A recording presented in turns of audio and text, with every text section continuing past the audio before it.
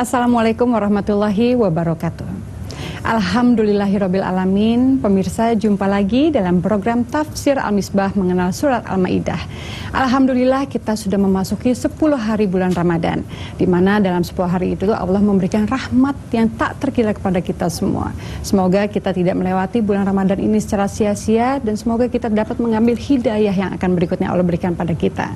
Jumpa lagi, dan insya Allah pada episode ini kita akan membahas surat Al-Maidah ayat 27 dan juga seterusnya, di mana ayat-ayat ini antara lain akan membahas tentang penggalan kisah dua putra Nabi Adam alaihissalam serta pembunuhan pertama yang terjadi dalam sejarah umat manusia. Selengkapnya mengenai penjelasan dan makna ayat-ayat ini akan disampaikan langsung oleh narasumber kita yang sudah hadir di tengah-tengah kita. Assalamualaikum Pak. Waalaikumsalam. Senang melihat Bapak sehat selalu ya Pak ya. Berkat doa. Amin. Tapi Bapak tidak sendiri laki-laki di sini. Karena di sini selain ibu-ibu juga ada bapak-bapak di belakang, 3 orang. Assalamualaikum. Iya. Assalamualaikum semuanya. Ibu-ibu ini dari Majelis Taklim Muslimah Masjid Agung Atin dan juga Majelis Taklim Al-Ikhlas Nakula Bekasi Selatan. Betul Bu? Terima kasih sudah hadir di sini. Pak, ini mengenai penjelasan pembunuhan pertama zamannya apa? Sejarah dalam sejarah ya Pak ya. Ya. Baik, kita bisa mulai Pak? Baik, kita mulai. A'udzubillahi minasyaitonirrajim. Bismillahirrahmanirrahim. Watlu alaihim naba abnai Adam bil haqq. Ayat kita ini ditempatkan oleh Allah setelah uraian menyangkut umat Nabi Musa. Umat Nabi Musa disuruh, dia tidak mau. Itu kan yang kita terangkan dalam episode kemarin malam. Disuruh masuk ke kota suci, mereka berkata nggak mau, takut ada ada orang-orang yang besar, raksasa di sana, kuat menindas. Yang sekarang ini uraiannya terbalik. Kalau yang itu disuruh tapi tidak mau, yang ini dilarang tapi melakukan. Dilarang membunuh tetapi melakukannya. Itu sebabnya sementara ulama berkata yang dibicarakan di sini sebenarnya adalah 2 orang juga dari Bani Israel. Nah, tetapi banyak ulama tafsir berkata tidak, ini uraian menyangkut anak Adam yang pertama dan yang kedua, yaitu Qabil dan Habil. Mari kita dengar uraian Al-Quran. Di sini Nabi SAW, Nabi Muhammad diperintahkan watlu alaihim naba abnai Adam bil haqq. Utlu, apa artinya utlu? Bacakan ya. Oke. Bagus. Kita ada tilawatil Quran. Ya. Membaca itu bagaimana toh? Membaca itu, kalau ibu lihat membaca, saya terangkan lagi apa membaca. Kalau saya ada tulis saya, sebenarnya S saya susul dengan A, sa, Y, sai. Ya. Jadi mengikuti huruf itu satu persatu sampai dia terucapkan. Nah, tilawah seperti itu, membaca seperti itu, ya kan? Jadi pada mulanya membaca itu artinya mengikuti. Mestinya tilawah itu atau Al-Quran menggunakan tilawah itu untuk sesuatu yang dibaca, yang disampaikan secara benar dan suci. Itu sebabnya dikatakan tilawatil Quran. Utlu ma uhiya ilaika, bacalah apa yang diwahyukan kepadamu. Tapi kalau qiraah iqra, itu baca, suci atau tidak suci, itu namanya qiraah. Benar atau tidak. Kita disuruh membaca bukan cuma kitab suci. Iqra, baca kitab suci, baca yang lain juga. Tapi di sini dikatakan utlu, bacakan atau bacalah suatu berita yang benar, yang bersumber dari Allah. Kalau begitu dia berita yang hak, kalau begitu dia berita yang perlu diperhatikan. Utlu, dan diikuti apa yang Anda baca itu dengan memperhatikan dan mengamalkan pesannya. Itu utlu. Jadi tilawatil Quran, baca Quran, ikuti huruf-hurufnya satu huruf demi huruf, dan ikuti pesannya dengan mengamalkannya. Itu arti tilawah. Oke. Utlu ma uhiya utlu alaihim naba abnai Adam. Bacakanlah kepada mereka berita. Naba itu berita penting, menyangkut dua orang anak Adam bil haq. Bacakan dengan hak, karena ini bersumber dari Allah. Bacakan dengan hak. Sampaikan kisah ini bukan untuk hiburan, bukan main-main, tapi dengan hak. Sampaikan berita ini dengan hak, karena kamu bisa jadi mendengar berita dari luar menyangkut peristiwa ini yang gak benar. Ini yang benar. Utlu alaihim naba abnai Adam idh qarraba qurbana, yaitu persoalannya ketika keduanya mempersembahkan korban. Qurbanan, kurban terambil dari kata qurb, dekat. Qurbanan, sesuatu yang biasanya bersifat material dipersembahkan kepada Allah. Itu sebabnya korban. Nah, apa sih itu korban? Binatang. Kita korban. Tujuannya dekat, untuk mendekatkan diri kepada Allah. Jadi kalau begitu, ibadah korban itu sudah dikenal sejak sejarah pertama kemanusiaan. Nah, ini keduanya menyerahkan korban, ingin mendekatkan diri kepada Allah. Tapi satu menyerahkannya dengan tulus, yang satu menyerahkannya tidak tulus. Satu menyerahkan yang baik, dan yang satunya lagi menyerahkan yang tidak baik atau yang kurang baik. Idh qarraba qurbanan, itu katanya Habil mempersembahkan kambing, Qabil mempersembahkan buah-buahan dan tumbuh-tumbuhan. Oke. Qarraba qurbanan fatuqubbila min ahadihima.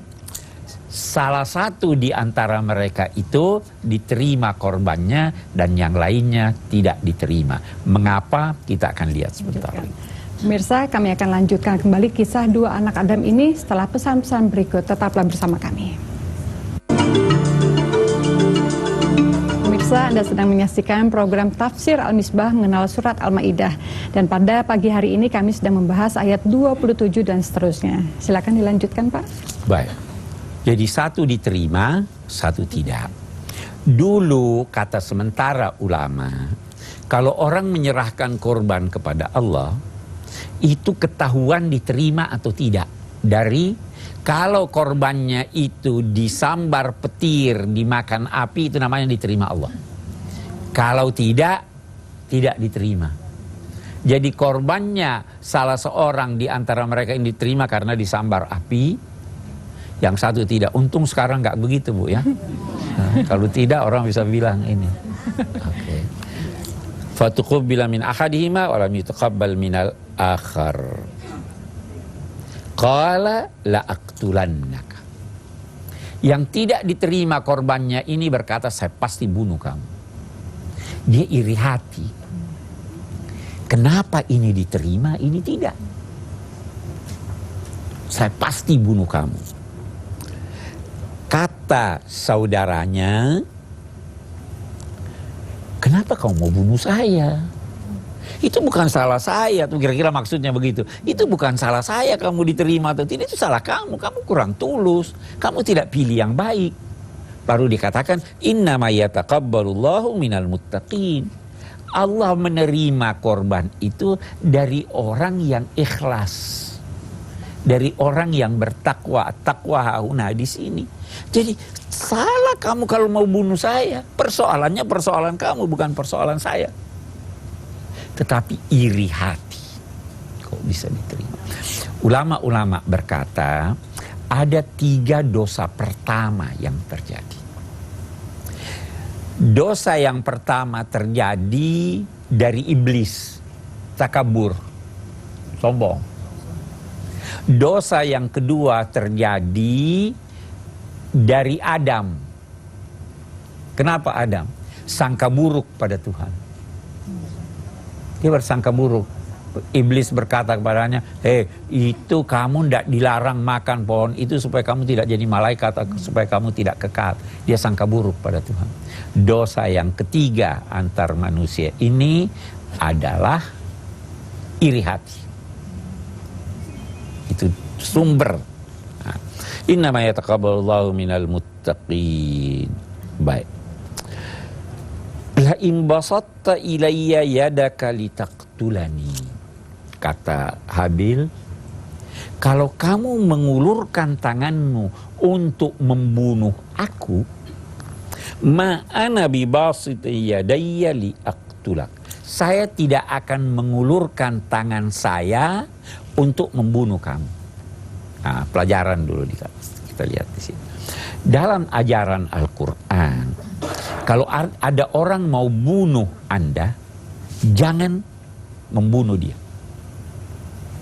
Nabi bersabda begini, itu prinsipnya. Izal taqal muslimani bisayfihima al-qatil wal maqtul finnar. Kalau ada dua orang muslim yang menghunus pedangnya untuk saling membunuh, maka yang membunuh dan dibunuh dua-duanya masuk neraka. Kata sahabat, ini dia dibunuh wahai Nabi, kenapa dia masuk neraka? Nabi menjawab, dia kepingin juga bunuh saudaranya. Dia kepingin. Nah, kalau begitu kata ulama, kalau ada yang mau membunuh, hindari pembunuhannya. Saya biasa lihat itu pemain-pemain karate. Ya. Dia mengulurkan tangannya untuk menangkis pembunuhan, bukan untuk membunuh. Itu yang paling bagus. Tapi kalau memang terpaksa tidak ada jalan lain, barulah boleh. Tapi itu keadaan terakhir. Keadaan pertama singkirkan. Jangan. Kalau perlu pukul dia sampai dia pingsan, tapi bunuh tidak. Karena nyawa ini terlalu berharga, walaupun nyawa orang kafir. Oke. Ma'ana bi basitin yadayya liaqtulaka. Inni akhafullaha rabbal alamin. Saya takut kepada Tuhan seru sekalian alam.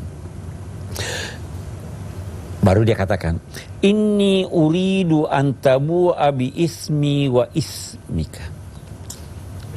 Kalau kamu memang nyatanya bunuh saya dan saya mati, saya tidak akan membalas membunuhmu. Saya mau dosa pembunuhan terhadap diriku itu kamu tanggung, dan dosaku juga kamu tanggung. Dosamu sendiri kamu tanggung. Kita lihat. Seorang yang melakukan kesalahan kepada orang lain, dia menanggung dosa kesalahan itu.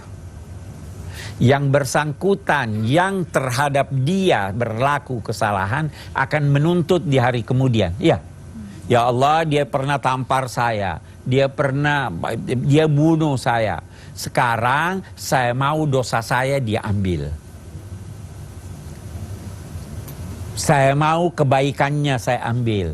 Nah, ini Habil berkata begitu. Kalau memang ternyata kamu membunuh saya, maka itu berarti, dan saya tidak akan membalas, karena memang saya mau dosa pembunuhan terhadap saya itu kamu tanggung, dan dosa saya yang saya lakukan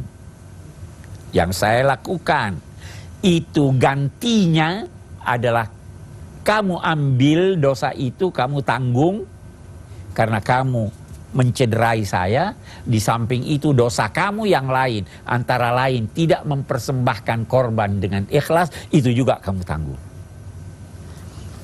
Oke.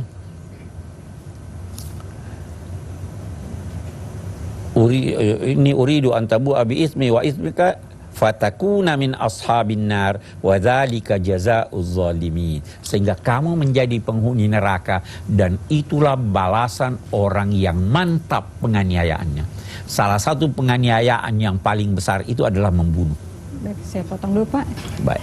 Pemirsa, kami akan segera melanjutkan kembali kisahnya setelah pesan-pesan berikut ini. Tetaplah bersama kami.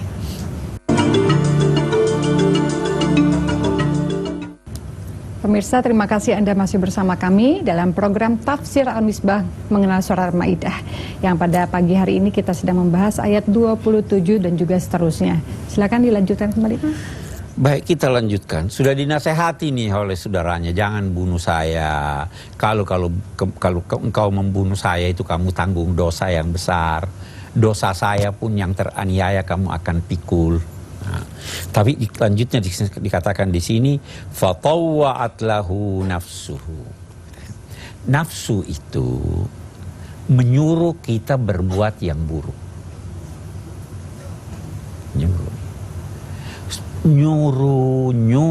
Nyuruh, akhirnya taat kita terbunuh, membunuhlah. Di sini digambarkan bahwa pada mulanya masih ragu-ragu ini mau membunuh, tapi nafsunya berkali-kali dorong dia dipanas-panasi oleh iri hati. Masa begitu? Sudah reda sedikit, diulangi lagi. Oh iya begitu, kamu kok begitu? Diulang, fatawa'at, berulang-ulang. Itu nafsu mendorong dia sehingga untuk membunuh saudaranya. Faqatalahu, maka dibunuhnya. Ada riwayat berkata, itu waktu dia tidur, saudaranya lagi baring tidur, dia ambil batu, plak, dia bunuh. Faqatalahu fa asbaha minal khasirin, maka menjadilah si pembunuh ini dalam kelompok orang-orang yang rugi. Rugi ridha Allah, rugi saudara, rugi karena bakal masuk neraka, rugi karena dibenci oleh masyarakat, rugi karena orang tuanya tidak senang pada dia, kerugian bermacam-macam. Fa asbaha minal khasirin. Dia sudah bingung nih, bagaimana nih, saya punya saudara udah mati nih, saya apakan dia? Fa ba'asallahu ghuraban yabhatu fil ardi liyuriyahu kaifa yuwari sawata akhi. Saya apakan saudara saya? Boleh jadi sudah ada aroma tidak baik. Dalam riwayat dikatakan itu setelah dia bunuh, dia gendong kemana-mana. Ini saya apakan nih? Maka Allah mengutus seekor burung gagak menggali tanah. Ada yang berkata bahwa dia juga berkelahi dengan burung gagak, digalinya tanah untuk dia tanam itu burung gagak ini. Ada yang berkata tidak, dia sebenarnya burung gagak itu hanya jalan begitu, terbang terus turun cari makanan, dia korek-korek tanah, timbul pikiran, oh kalau begitu saya tanam aja dia ini. Itulah penguburan pertama. Faba'asallahu ghuraban yabhatu fil ardi liyuriyahu kaifa yuwari sawata akhi, untuk menunjukkan kepadanya bagaimana caranya dia menguburkan, menutupi saudaranya yang sudah dibunuhnya ini. Nah, jadi sebenarnya kuburan itu lebih banyak buat kita, bukan buat yang mati. Kalau yang mati bukan di situ tempatnya, di situ itu jasadnya. Rohnya ada di tempat lain. Itu sebabnya saya sering berkata, kalau ada lihat itu katanya ada siksa di kubur, itu bukan di kuburan situ siksanya. Siksanya di sana. Hanya itu lambang buat kita. Kita mau menziarahi ini orang mati kita tidak tahu di mana tempatnya, dia di alam arwah di sana. Nah, maka kita jadikan ini kubur, itu lambang kehadirannya di sana, dan kita tanam dia supaya tidak mengganggu orang dengan aromanya. Liyuriyahu kaifa qala ya wailata. Begitu dia lihat itu burung gagak menggali, dan ini dia katakan ya wailata, wahai kebinasaanku. Dia sudah berkata, saya sudah binasa ini. Daripada saya begini terus, dia panggil wahai kebinasaanku, datang hancurkan saja saya sekarang. Dia menyesal luar biasa. Ya wailata a'ajastu an akuna mithla hadzal ghurab. Apa saya begitu bodoh sehingga saya tidak bisa melakukan seperti apa yang dilakukan oleh burung gagak ini. Fa'wari sawata akhi, maka saya juga menguburkan saudaraku ini sehingga dia menjadi salah seorang dari orang-orang yang sangat menyesal. Dia menyesal bukan tobat sama Tuhan. Dia menyesal, kenapa dia gendong begitu lama saudaranya? Kalau dia menyesal diampuni oleh Allah. Dia menyesal karena dia rugi. Kenapa kita katakan bahwa dia tidak menyesal tobat? Karena Rasulullah bersabda, siapapun pembunuh, maka dosa pembunuhannya dia pikul, dan sebagian dipikul oleh pembunuh yang pertama. Jadi itu ada semacam multi level. Kalau Anda pertama kali berbuat baik, orang yang tiru Anda dapat pahala, Anda pun dapat pahala. Man sanna sunnatan hasanatan falahu ajruha wa ajru man amila biha. Siapa yang melakukan suatu kebaikan pertama kali lalu ditiru oleh orang lain, maka dia dapat pahalanya, dan ini pun dapat pahalanya. Siapa yang melakukan keburukan pertama kali lalu ditiru oleh orang lain, maka itu pun dapat. Nah, ini dia begitu. Jadi dia tidak menyesal karena ini. Untung ada burung gagak yang ajar dia. Dia menyesal kenapa harus bercapek-capek dulu mengangkat kenapa dia saudaranya itu, bercapek-capek begitu. Dia menyesal, saya sudah dimarahi oleh orang tua saya. Dia menyesal, banyak penyesalannya. Saya kira itu. Penyesalannya bukan karena dosa ya Pak? Bukan karena dosanya dia menyesal. Baiklah pemirsa, kami akan lanjutkan kembali setelah pesan-pesan berikut ini. Tetaplah bersama kami. Pemirsa, terima kasih Anda masih bersama kami dalam program Tafsir Al-Misbah mengenal Surat Al-Maidah. Sampailah kita di segmen yang ditunggu-tunggu nih sama ibu-ibu semua juga, bapak-bapak yang ada di sana. Saya akan beri kesempatan 3 pertanyaan. Silakan. Allah hanya menerima ibadah orang yang ikhlas. Bagaimana caranya untuk kita bisa ikhlas dalam beribadah dan beramal ini? Bagaimana caranya kita ajar anak untuk menghindar dari api? Kita kan mau ajar ya.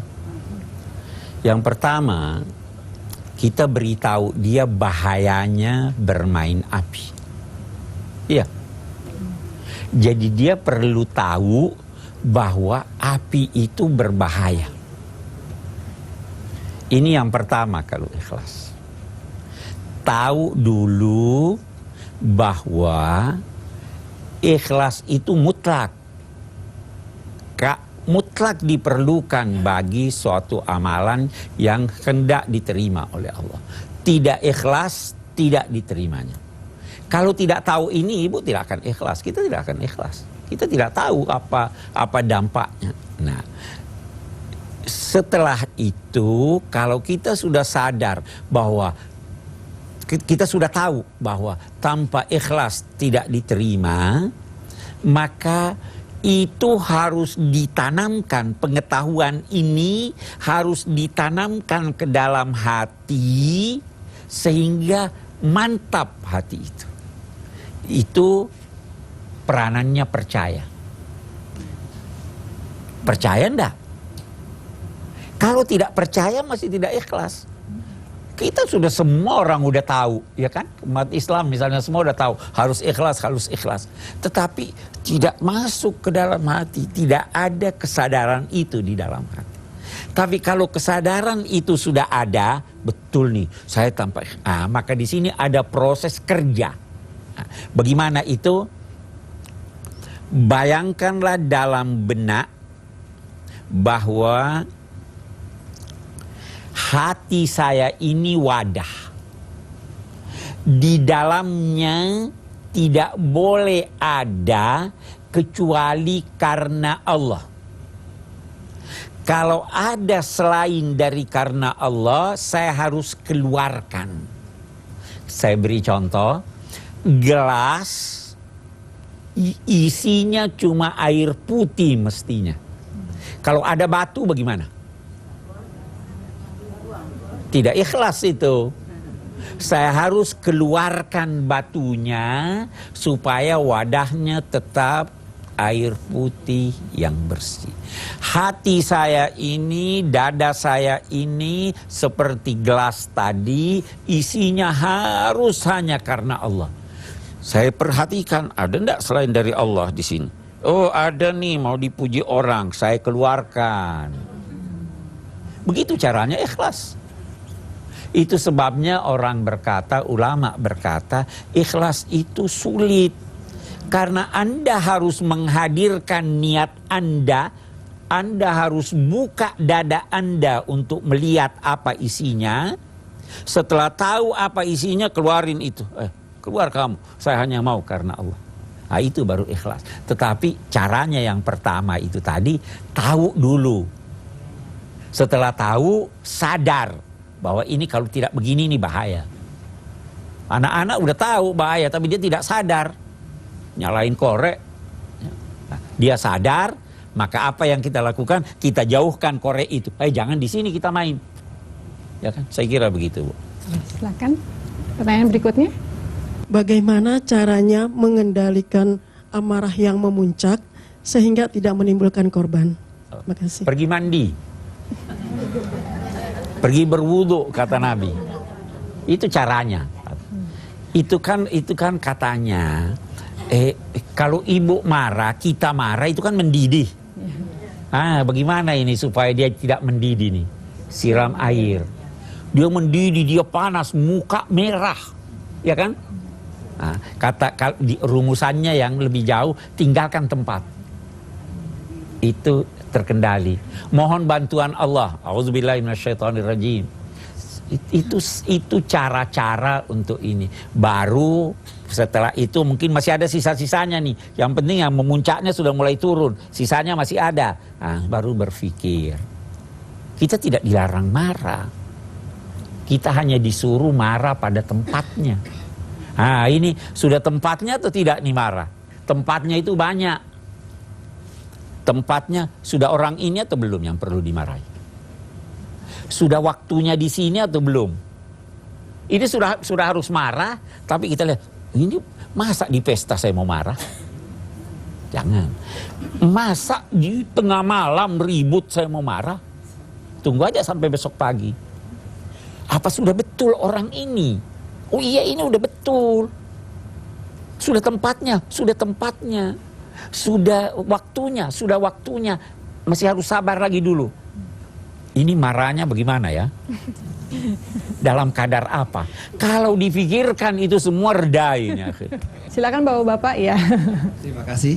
Apa kaitannya kisah Nabi Musa tentang sifat-sifat buruk orang-orang Yahudi dengan kisah Kabil dan Habil? Terima kasih. Tadi saya sudah terangkan bahwa ada ulama yang menghubungkannya bahwa ini juga sebenarnya kisahnya Bani Israel. Hanya saja katanya kalau yang lalu itu adalah diperintahkan mereka melakukan sesuatu tapi mereka tidak mau, maka yang di sini mereka dilarang tapi dia melanggar. Jadi itu sudah berhubungan itu.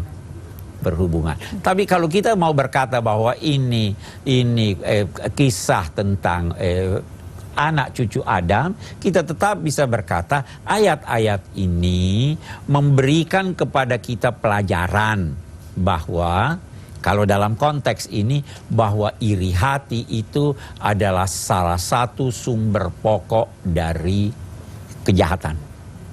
Iri hati itu, sabda Nabi, seperti api membakar segalanya.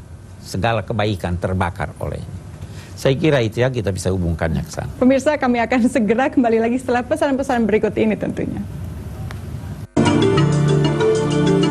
Pemirsa, terima kasih Anda masih bersama kami.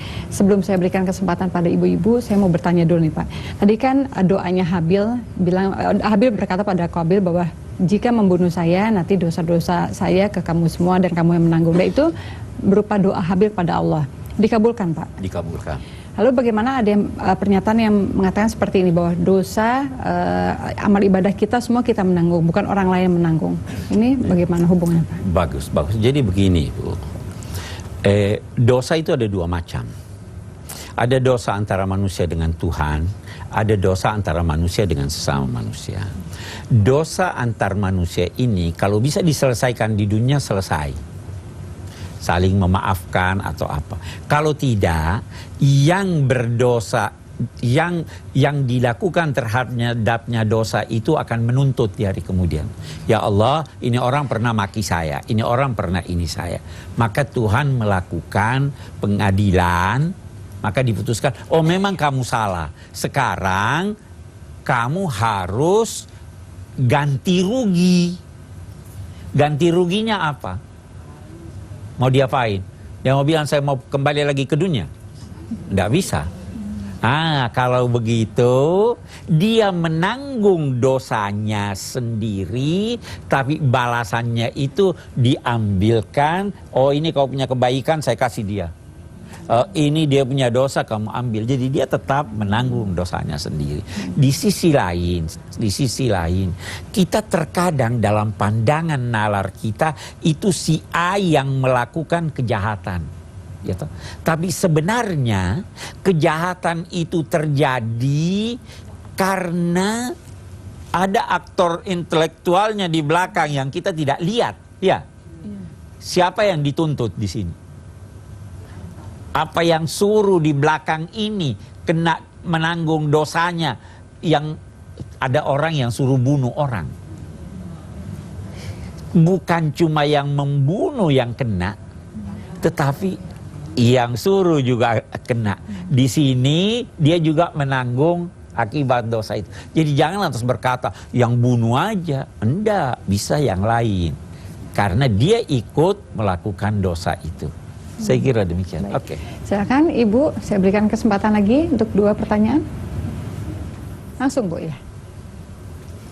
Tadi Bapak telah sudah menjelaskan bahwa syariat kurban sudah ada sejak zaman Nabi Adam. Sementara ini yang kita kenal syariat kurban adalah dari Nabi Ibrahim. Ya. Bagaimana menurut pendapat Bapak? Terima kasih. Ya. Kalau kita baca tadi di Quran, sudah ada enggak sejak zaman Nabi? Ada. Kalau kita tafsirkan begitu, sudah ada. Jadi kita kalau mau dikompromikan, kita katakan begini. Syariat korban yang dalam ajaran Islam itu kita katakan bersumber Nabi Ibrahim adalah korban binatang, kambing dan sebagainya. Kalau kita baca ini tadi, kita kaitkan dengan riwayat, korbannya itu kambing dengan buah-buahan atau tumbuh-tumbuhan, ya toh? Itu sudah ada, tetapi kita merujuknya ke Nabi Ibrahim dalam konteks haji, dalam konteks penyembelihan dan lain-lain sebagainya. Tapi intinya, prinsipnya sudah ada sejak Karena mendekatkan diri kepada Allah itu sudah dikenal sejak adanya manusia.